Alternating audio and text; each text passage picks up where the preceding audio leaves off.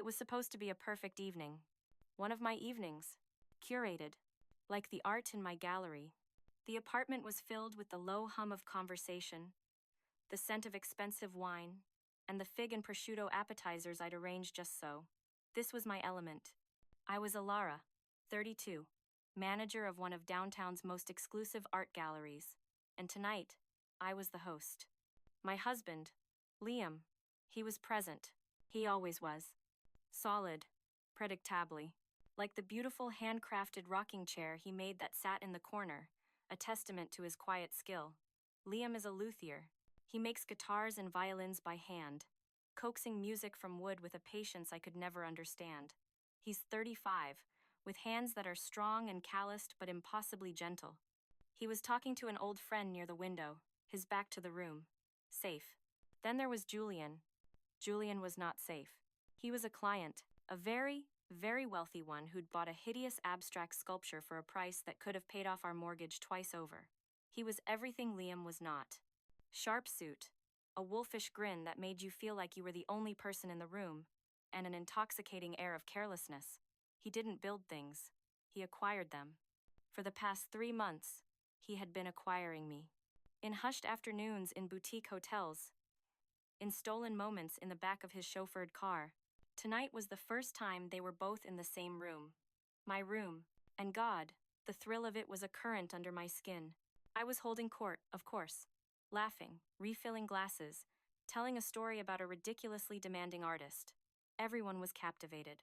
I could feel Julian's eyes on me from across the room. A secret heat that Liam, bless his heart, would never notice. That's when the idea sparked. A wicked, terrible, brilliant idea. A little game. For me. It's funny, isn't it? I started, my voice pitching just a little higher to capture the room's full attention. Liam half turned, a small, trusting smile on his face. What we think we want versus what we actually need. A few people nodded, sipping their wine. Julian's grin widened. He knew this was for him. I was talking to a friend the other day. I lied smoothly, my gaze sweeping the room before landing, deliberately, on Liam. She's been with her husband for ages. He's a good man, stable, reliable. The kind of man who remembers to take the trash out without being asked. I paused, letting the faint praise hang in the air. I saw Liam's shoulders relax a fraction. He thought it was a compliment. But my friend, I continued, lowering my voice into a conspiratorial whisper. She feels asleep, numb. And then, recently, she met someone new. Someone electric. Someone who makes her feel seen. Really seen. For the first time in years, the air in the room shifted. It was no longer a light-hearted anecdote. It was a confession, disguised as gossip. So the question is, I said, looking directly at Julian now, a silent challenge passing between us. Is she a monster for wanting to feel alive? Or is the real tragedy the slow, quiet death of sleeping next to someone who thinks love is just comfortable silence? Dead silence. The only sound was the faint jazz music from the speakers. Everyone was looking at Liam. He didn't move.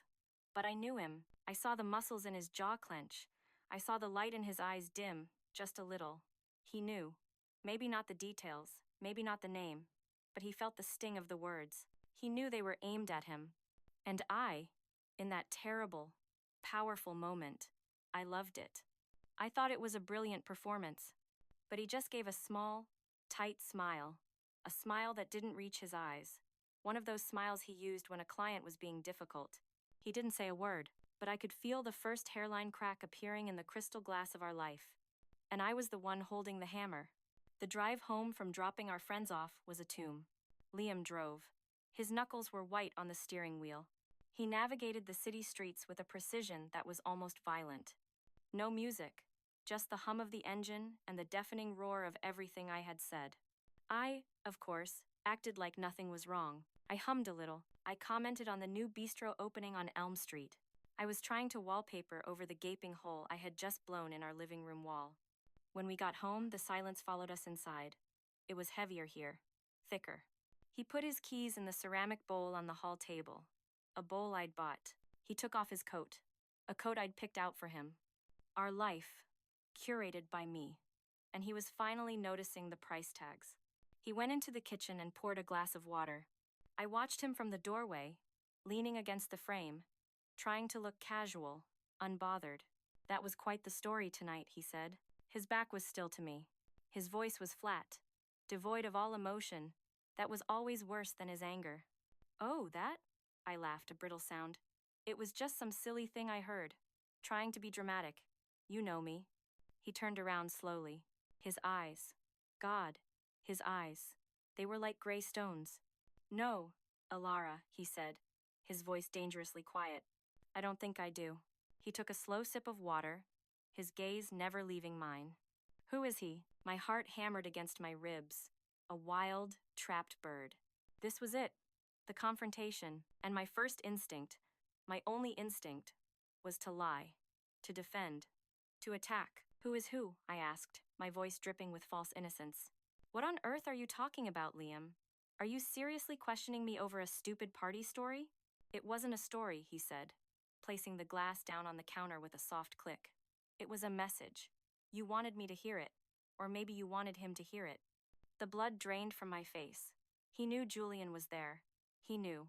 You're being paranoid, I snapped, the words coming out sharper than I intended.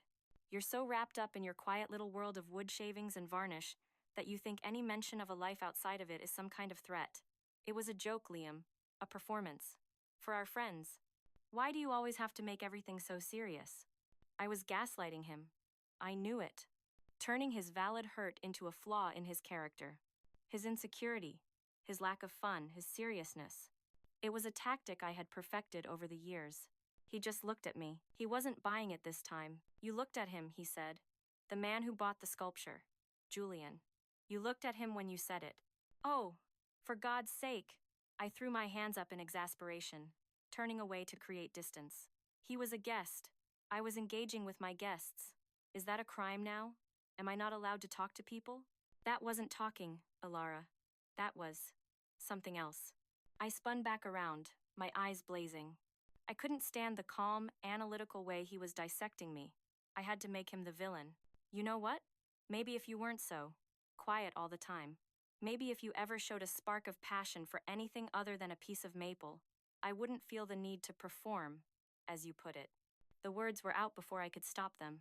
Ugly, vicious, aimed right at the heart of who he was. The look on his face, it wasn't hurt anymore.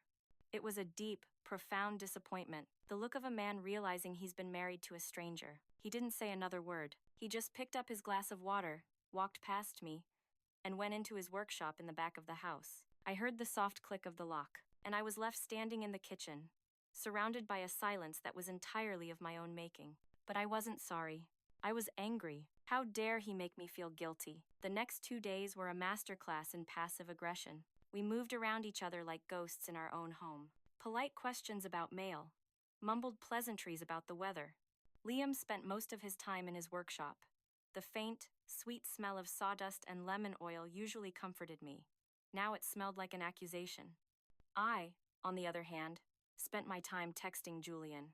That was insane. So much drama. His reply, "You were magnificent.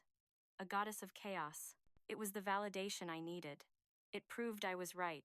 Liam was the problem. He was boring. Julian understood the grand, beautiful mess of life. On the third morning, I woke up and Liam was already gone. That was unusual. He was a man of routine.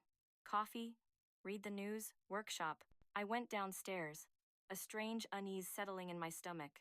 On the kitchen table was an envelope, just a plain white envelope with my name Alara, written in his neat, steady script. My hands trembled as I opened it. It wasn't a letter. It was a bank receipt. A deposit slip. For $75,000. I stared at it, confused. Where did this come from? Then I saw the memo line. Just 3 words. Sale. The Serafina. My breath caught in my throat. The Serafina was his masterpiece. A guitar he had been working on for over 2 years. Made from a rare 100-year-old piece of koa wood he'd sourced from Hawaii. He called it that because he said the grain looked like angels' wings. He poured his soul into that instrument. He said it was the one piece he would never sell. It was for us, for our future. He had sold it. I grabbed my phone, my fingers fumbling as I dialed his number. Straight to voicemail. I tried again. Voicemail. I sent a frantic text. Liam, what is this? Call me. Now. An hour later, as I was pacing a trench into our living room rug, he called back. Hello? Alara? His voice was calm. Eerily calm. Liam, the guitar. I choked out. The Serafina. You sold it? Why? Why would you do that? There was a pause on the other end. I could hear the faint sound of traffic. He was somewhere out in the city. You wanted to feel alive, he said, his voice still unnervingly flat. You wanted excitement. A different kind of life. Well, that costs money. What are you talking about? I whispered, sinking onto the sofa. I'm talking about your performance, Alara. You're right. I'm not enough. This quiet life, this house, me. It's a cage for you. It was no longer a light-hearted anecdote. It was a confession, disguised as gossip. So the question is, I said, looking directly at Julian now, a silent challenge passing between us. Is she a monster for wanting to feel alive? Or is the real tragedy the slow, quiet death of sleeping next to someone who thinks love is just comfortable silence? Dead silence. The only sound was the faint jazz music from the speakers. Everyone was looking at Liam. He didn't move. But I knew him. Please don't do this, I begged, the panic finally cracking my voice. Liam, come home. We can talk about this. I'm sorry. I was stupid. The thing is, Alara, he said, and for the first time, I heard a tremor of emotion, a deep, ragged weariness. I don't think you are sorry. You're just scared because you've been caught. And then he hung up. I sat there, in the silent house, the deposit slip clutched in my hand. $75,000. The price of his heart. And for the first time, a sliver of genuine fear pierced through my pride. This wasn't a game anymore. This was a reckoning. Liam came home late that night. He looked exhausted, like a man who had walked 1,000 miles. He didn't look at me as he passed through the living room. For a week, we lived in that state of Cold War. The $75,000 sat in our account, a glowing, radioactive lump I was too afraid to touch. I didn't see Julian. I didn't even text him. The thrill was gone, replaced by a gnawing dread. I tried to fix it, in my own clumsy, selfish way. I made his favorite dinner. He ate it in silence and thanked me politely. I bought a new shirt for him. It's still in the bag. I was making gestures. But gestures were not what he needed. On Friday night, he finally broke the silence. I was reading on the sofa, pretending to be absorbed in a novel. He came and stood in front of me, blocking the light from the lamp. We need to talk, he said. I put the book down, my heart starting its familiar, panicked rhythm. Okay. He didn't sit. He stood over me, a judge in his own home. I've been thinking about what you said. About me. About this life. His voice was quiet, measured. He had rehearsed this. And I've been thinking about your friend's story. I stayed silent. I can live with a lot of things, Ilara. I can live with you thinking I'm boring. I can live with you needing more excitement than I can give. I'm not perfect. He took a breath. But I cannot live with lies. He looked at me, his gaze so intense it felt like he was seeing straight through my bones. So this is it. One time. No tricks, no performances. Just the truth. He paused, and the weight of his next words filled the entire house. Are you having an affair with Julian? The air crackled. The world stopped spinning. This was the moment. The point of no return. My entire being split into two. One part of me, a small, terrified voice, screamed. Tell him the truth. Confess. Beg for forgiveness. Save this. Save us. But the other part, the bigger, louder, more dominant part, was consumed by pride, by the terror of being exposed, the humiliation of admitting my cheap, tawdry betrayal, admitting I was wrong, admitting I had failed. Never. I looked up at him, my husband, the man who had built our life with his bare hands. And I chose the lie. I manufactured tears. I let them well in my eyes, glistening with practiced hurt. I can't believe you would ask me that, I whispered, my voice breaking beautifully. After everything, you really think so little of me? You think I would do that to you? To us? I was good. I was very, very good. I saw a flicker of doubt in his eyes, a glimmer of hope. He wanted to believe me. He's a client, Liam, I sobbed, getting to my feet, trying to close the distance between us. A narcissistic millionaire who was probably enjoying the drama as much as I was. It was a stupid, reckless party trick, and I am so, so sorry it hurt you. But it was just words. It was never more than that. I swear. I reached for his hand. He pulled it away. He stared at me for a long time, so long that my fake tears started to dry on my cheeks. The hope in his eyes died. It just went out, like a candle flame in the wind. He had given me one last chance to be honest, and I had failed the test. Okay, he said softly. It was the most devastating word I had ever heard. It was a word of surrender, of acceptance. He knew I was lying. He just wanted to hear me say it. Okay, he repeated, his voice hollow. Then he turned and walked out of the room, leaving me alone with the echo of my final, fatal lie. The next morning, I woke up to a strange noise, a quiet, methodical sound, the soft scrape of a drawer opening and closing, over and over. Stump, stump. I got out of bed, a cold knot of dread tightening in my stomach. The sun was streaming through the window, but the house felt dark. I walked into the bedroom and stopped dead in the doorway. Liam was packing a suitcase, not angrily, not frantically. He was folding his shirts with the same meticulous care he used to sand the neck of a guitar. Each movement was precise, deliberate, final. What are you doing? My voice was a raw whisper. He didn't look at me. He just placed a stack of folded t-shirts into the bag. I'm leaving, Alara. Leaving? I said, the words sounding stupid and small. Leaving to go where? To your mother's for the weekend? Don't be ridiculous. He finally stopped and looked at me. His face was a blank mask of exhaustion. No, not for the weekend. He closed the suitcase. The clicks of the latches were like gunshots in the quiet room. I've rented a small apartment across town.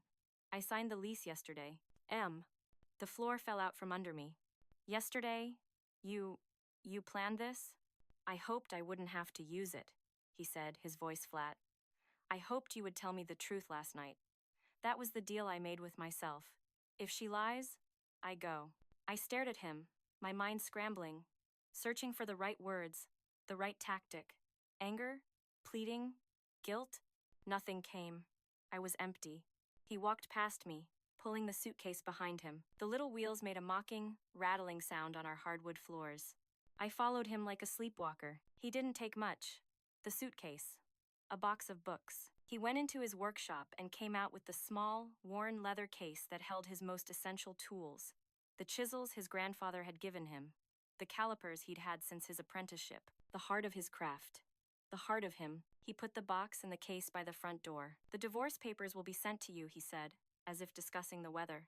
My lawyer will handle everything. Divorce? The word tore from my throat. Liam, you can't. We're married. You can't just throw away 10 years over one stupid night. He turned to face me then, and for the first time, I saw something beyond the exhaustion. I saw a universe of pain in his eyes. One night, he said, his voice cracking. Alara, this has been happening for years. The little jokes at my expense. The way you dismiss my work. The way you look at me sometimes, like you're embarrassed. The party wasn't the sickness.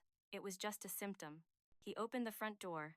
The bright morning sunlight flooded the hallway, making me flinch. I love you, Liam, I whispered. A last, despaired gamble. He looked at me, a sad, knowing smile on his face. No, he said gently. You love the idea of me, the stability, the safety net, but you don't love me. I don't think you have for a very long time. And then he was gone. The door clicked shut behind him. I stood there, in the silent house. My house. And the silence was no longer a weapon or a punishment. It was just empty. The profound, terrifying emptiness of a life I had just single-handedly destroyed. And my first thought, my most honest and selfish thought, was, what am I going to do now? The weeks that followed were a blur of lawyers and paperwork and the suffocating sympathy of my friends. I played the victim, of course. He just left. After one silly argument, can you believe it? He became a different person overnight. They cooed and brought me wine and told me I was better off without someone so emotionally unstable. I soaked it all in, letting their pity become a shield against my own guilt. Julian called a few times. I met him once for a drink. The thrill was gone. The danger had evaporated. Without Liam as the stable background, our affair felt cheap, tacky. He was just a rich, bored man, and I was just a cliché.